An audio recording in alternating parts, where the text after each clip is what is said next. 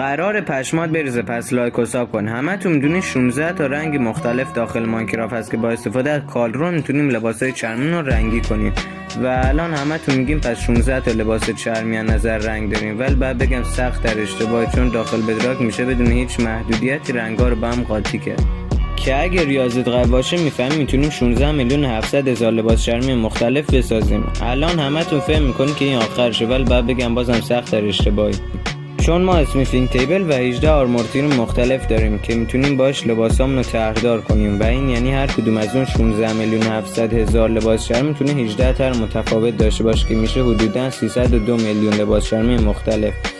بازم فهم میکنین آخرش، ولی باید بگم بازم سخت در اشتباهه، چون میتونیم بیشتر بسازیم، چون هر آرمور تیریم 10 رنگ مختلف مثل طلایی داره که با یه ضرب ساده میفهمیم 3 میلیارد و 20 میلیون لباس چرمی مختلف داخل بازی وجود داره و تو هنوز لایک و ساب نکردی.